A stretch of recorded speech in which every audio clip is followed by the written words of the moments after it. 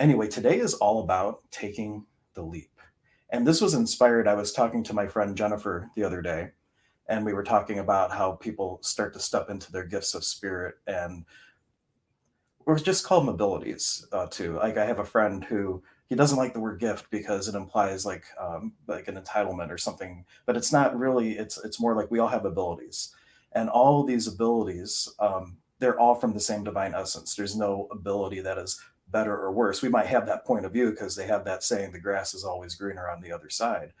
But the truth of the matter is, we are all from the same animated essence. That's the word we would use in shamanism. We all part of this kausai pacha, this field of living energy. And though the gifts might be more useful in certain instances than others, all the gifts, all the abilities are on the same field. It's just like who has the contribution that is going to make the greatest possibility in this moment. And whether that is somebody who cuts hair or somebody who inspires transformation, who's to say and judge like what is better, what is worse? They're all amazing, beautiful gifts and abilities.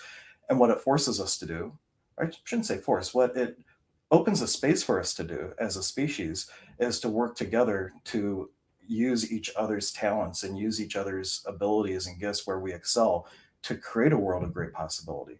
Because usually the things that we're really gifted at, the things that we have a lot of ability for, when we're using them, yeah, there might be work involved, but it is this sense of this sense of what's the word I want to use? Congruency as we use them in the world. Now, in Steve Harvey's video, because this is kind of inspired from Steve Harvey's video, he would, in between Family Feud tapings, he would talk to the audience and offer these words of inspiration. And there's this one where he says that everybody in this planet, single person, every last one of you, all have an amazing gift from God. He uses the word God a lot. I prefer to use source because there's a lot of baggage that comes along with the word God, right? Because we're all raised at some point with some sort of spirituality, quote unquote spirituality or religion. And a lot of us have not necessarily had a good experience with that. I jokingly call myself a recovering Lutheran. A lot of my clients are recovering Catholics, but we have this indoctrinated idea mindset that we're left with at a young age, and then as we step into our adulthood and who stepping into who we really are, by that point the word God has such tainted meaning that we hear that word and we're like, jumping ship and going elsewhere or whatnot.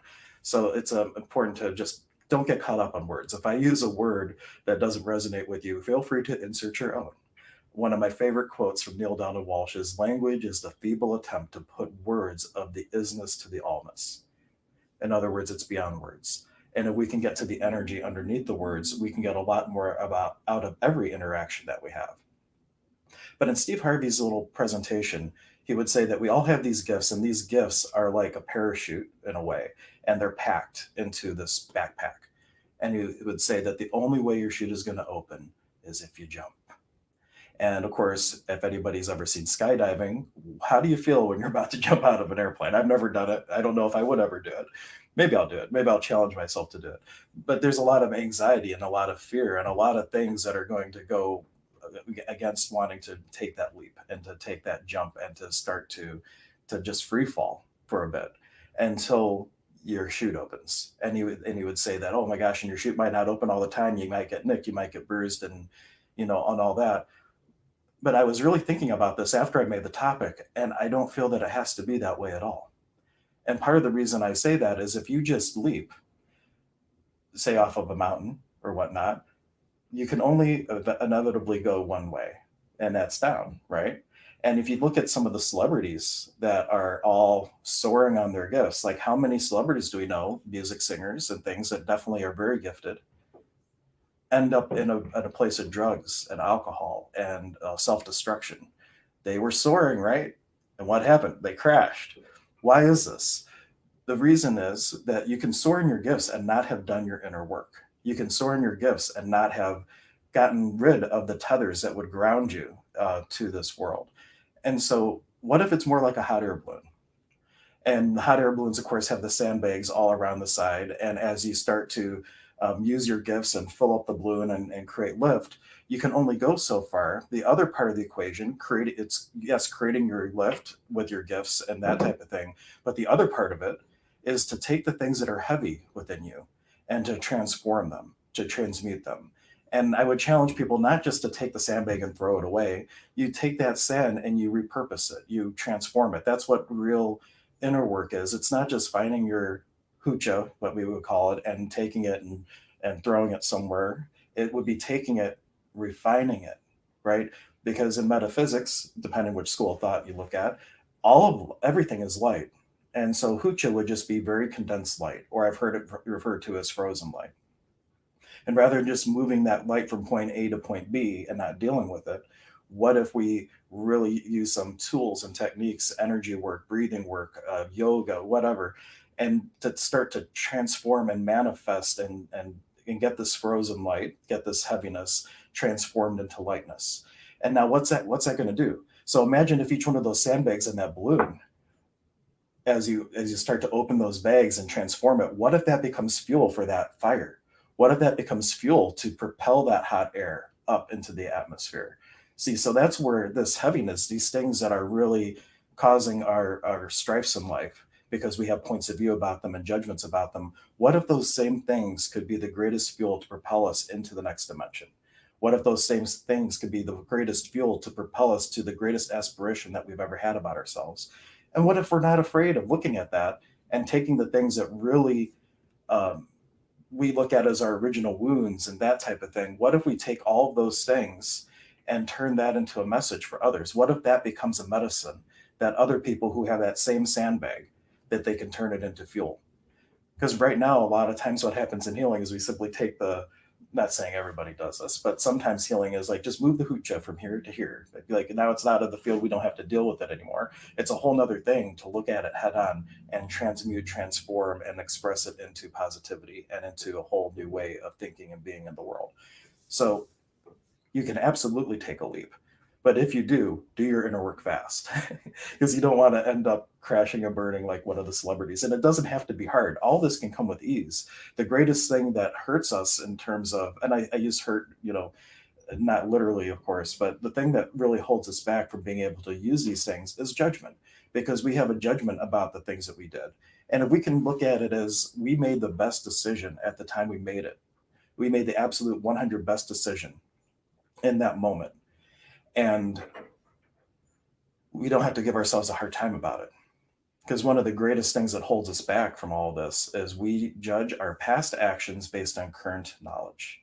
And when you have that, we're always going to be fragmenting ourselves as an infinite being and living in the past, going, "Oh man, I coulda, shoulda, woulda," and that is just that's a rough place to be in. But if you can really look at it as, wow, I made some very interesting decisions, and those decisions, those choices, the heaviness that was created from that has created now this beautiful pearl of wisdom that I can share with my fellow traveler, our fellow human, our fellow being, our fellow aspect of divinity. I like that actually, because everything, that's what it is. There's no one that's more superior or inferior. We're all part of the same animated essence, which is actually going to be one of the upcoming topics. Let me throw this up here just so you can, assuming I can put it in the right folder. I might not have put it in the right folder, but I got two topics that I'm not sure which I'm going to do next. One is this one, the 10 Illusions of Duality, which is based on the book Communion with God by Neil Donald Walsh. And he goes over these 10 illusions. And the other one that I mentioned to in a past broadcast, we're going to do the 5 attitudes of godliness. And that is also a testament to language is the feeble attempt to put words of the isness to the allness, or whatever the quote was, that we're so limited with words that we need multiple words to even come close to encapsulating that which is all there is. We'll call it source, call it God, call it whatever. And those, we'll dive into those topics too. Yeah, Mike says, don't feel bad for being bad. Exactly. Feel rejoice in that. In AA, we would say, and for those of you who don't know, I was a professional drinker for many years. I've been sober for 12 years now. But they would say that you don't end up looking to shut the door on the past. That becomes valuable experience that you can then offer to other people. And that's one reason healers draw to them very specific people, because we end up having similar stories and they're attracted to us, or whoever you look at as a healer that kind of shines to you, I call it. Chances are they've had a very similar experience, and they've either gotten through the medicine or they've gotten through it on their own, and they have that energetic gift, that medicine to give to you. Or there's a like attracts like feature. Like, so say the healer hasn't dealt with their stuff yet, and you are coming in and it's actually kind of resonating it more. And have you ever gone to a healer and you felt worse after? Well, what really happened there? Well, there's a lot of reasons that that could happen, actually. But one of the things is that they did a lot of other healing work, but the thing that was the original wound just got resonated because there's a like frequency and now it gets bigger. And then you can notice it easier. So there's still a great benefit to that. So no matter who you're being drawn to, for whatever reason, there is a reason. And good morning, Kimmy. Thank you so much for joining us. Again, if you're watching this on any of the pages, if you want to make comments, you have to do it on YouTube or you have to go to the Emergence of Being group. And on all the page live streams, there is a call to action to join the group. And the reason for this, if you were on the stream with Dr. K and I a couple weeks ago, we started having like the scammer spammer person come in and kind of disrupting things. And I thought, well, as we continue to build how many people are watching, it would be really good to really look at interacting with comments, not on 8 different places, because that's how many places we stream to. We still are. We're streaming to more than 8 actually. But it becomes very hard to know, well, which page is that on, and where do I need to go block this person, and all that. So if we keep the comments to YouTube and to a group, it's going to make it a little bit easier. And it's also going to my page. And I took out the links that take you to YouTube in the feed because I found out that Facebook has this weird idea that they want you to stay on their platform. So if you post a link that has takes you away from Facebook, they won't serve it to as many people. So I'm like, okay, well, we can play that game. I just won't put the link and I'll tell you, hey, go check out the YouTube channel. That's fine. Everybody knows how to use Google. You can just go to YouTube, type in the Sonic Shaman, and you can find my page and subscribe and turn notifications on, comment and all that good stuff. But for those of you who are in the places where I can see comments, and I appreciate if you are making comments elsewhere, I'll eventually see it. But I even have a set up for restrict how long you have to be watching and stuff like that, just to prevent those little scammer people. Of course, they could join the group and start causing problems, but then we know where to get them right away. But any questions about that? And while I mentioned that, there's also going to be later on this morning, in fact, at 10 o'clock, which is why I was kind of intending for this one to be a shorter stream today, because I have a tendency to I have a tendency to kind of run on and start going off on tangents. But my teacher, Don Zane Kerfman, the author of Inca Mountain Magic, I'm looking for it. Here we go. No, that's not the one I wanted. But anyway, he's going to be on with Dr. K and I in just a little bit. Oh, here we go. Here's the little graphic I made for it. As soon as it uploads, here we go. So we have the breath, the one tool you always have. And I was inspired to call it this because when I was starting my training at Fellowships of the Spirit in Lilydale, New York, there's a lady named Barbara Sanson. She runs the Healing Temple at Lilydale, and she's also a registered medium. And she was actually the first person I've ever gotten a psychic reading from. And that reading is actually part of what propelled me into getting into all this. And that's a story for a different day that I'll tell. But as she came into fellowship, she came in to teach us healing.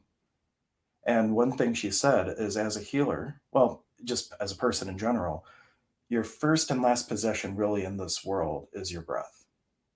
And that is one reason that no matter which native tradition you look at, all of them have an emphasis on breathing. All of them have this knowing that breath is really like this amazing thing that in meditation, you use it to bring yourself back to the moment. You can do different breathing exercises to change your state of consciousness. You can use it to change your brain waves to then access different fields of information without the use of psychedelics or drugs or anything like that. So the breath is super, super powerful. And even as a healer, you match, well, that's one of my secrets, right? You match your client's breathing. And when you do that, it helps you step into their physiology. It helps you to feel what they're feeling. Do you feel them take a deep breath and release? You mirror that. And what you're allowing yourself to do as a healer is even more like follow, like go with them on this healing journey that they're on. And then you can also, once you're like kind of falling into this rhythm that you're breathing the same way, now all of a sudden you can start changing your breathing. And guess what? They mirror back sometimes. And you can use your own breathing then to help them in an unknowing way to kind of get out of different spaces that they're in. So, and Mike is just offering, all of life comes to me with ease and joy and glory. Absolutely. I love that affirmation. But kind of circling back now, because today's topic was take the leap. And number one thing you really ought to consider doing, I'd invite you to consider doing, is simply dealing with your shadow. And the way to do that This is a technique from AA, but I also have it in my inner work program. I call it As I Forgive Me, which is an acronym for these different steps of doing inner work, a metaphysical approach to inner work. But it really comes down to, when have I ever done anything unloving to myself or to another? Or where did I experience anything unloving? And you literally make this list.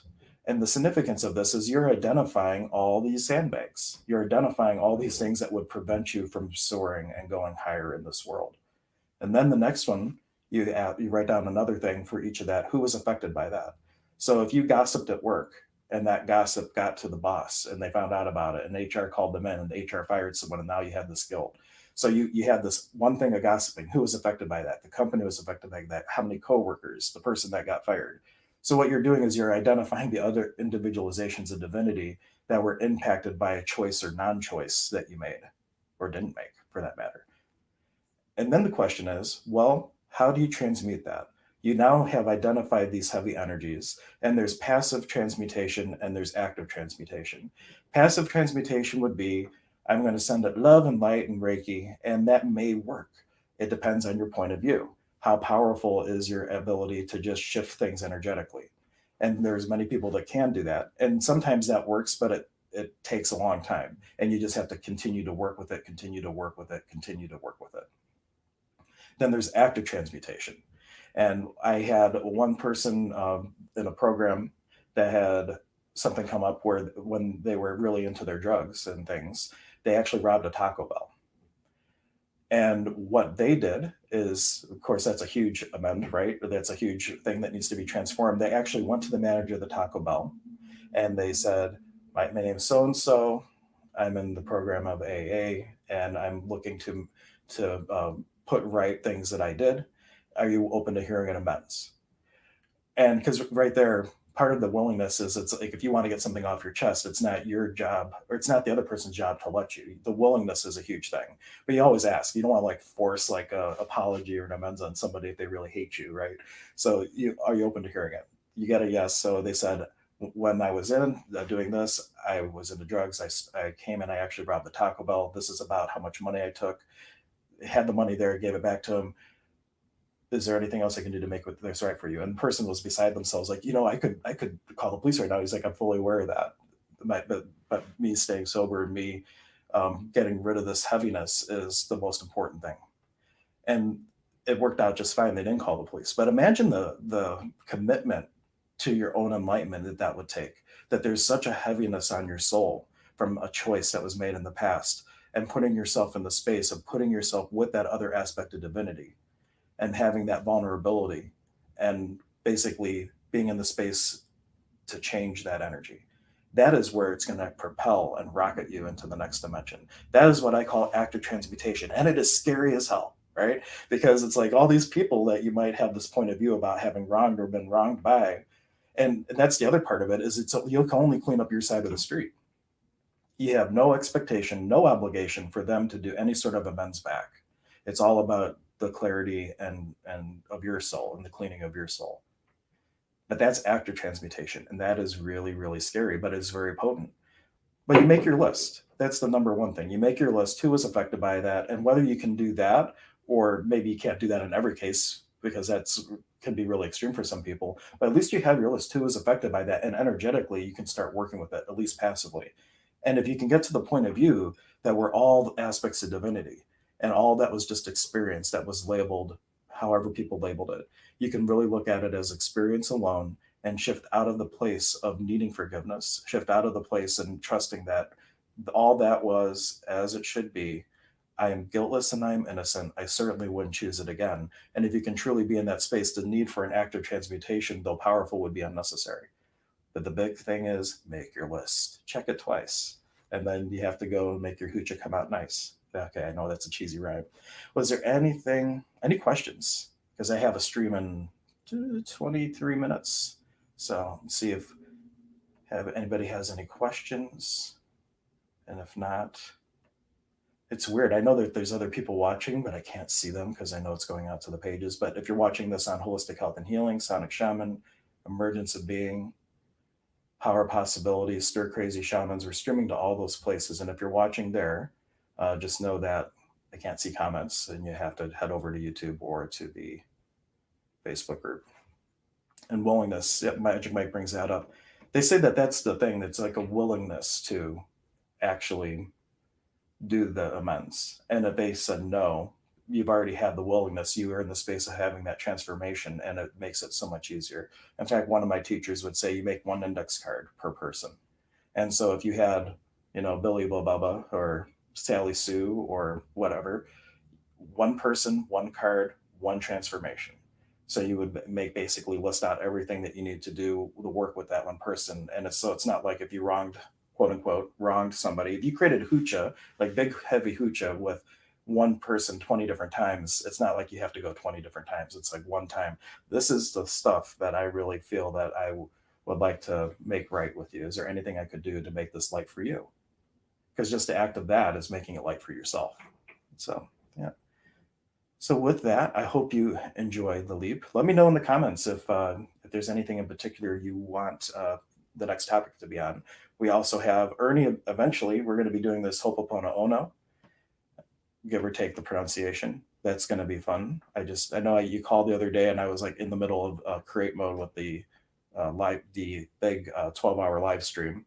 Which, if you missed, I certainly encourage you to go back and check that out. It's 12 hours, all these different presenters. Everybody had nuggets of gold as far as I'm concerned. Tim Brainerd had a great message. Victor, he makes the Victory Light Expo. It was wonderful having him on. We had Pram, Patty Conklin. We had all kinds of folks that even gave like recorded things. So definitely check that out. And let's see, we got Pachacuti, a world turned upside down. And that is a shamanic term. We're in a Pachacuti right now. That's why the world seems so foobarred. And if you don't know foobarred, it's a military acronym, some effed up beyond all recognition or reason.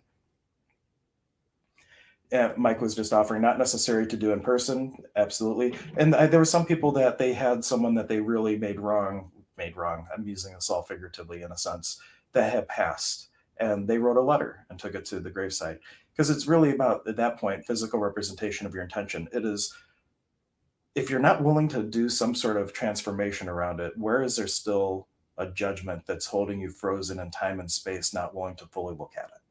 That's what the question then becomes. But in the space of willingness to transform it, when you're recognizing that, hey, we're all in this together, we're all part of the same animated essence, and there's this heaviness that's preventing the collective whole from going higher in their hot air balloon, it then becomes like kind of a joint effort to get rid of all these little hooches and everything. My shirt is so sparkly because of the green in it. That's so like magical or weird. I don't know which one. Let's see, was there any other ones that I have coming up? We just did a Trap of Understanding. You can go back and check that out in the archives. I'm planning one on mediumship.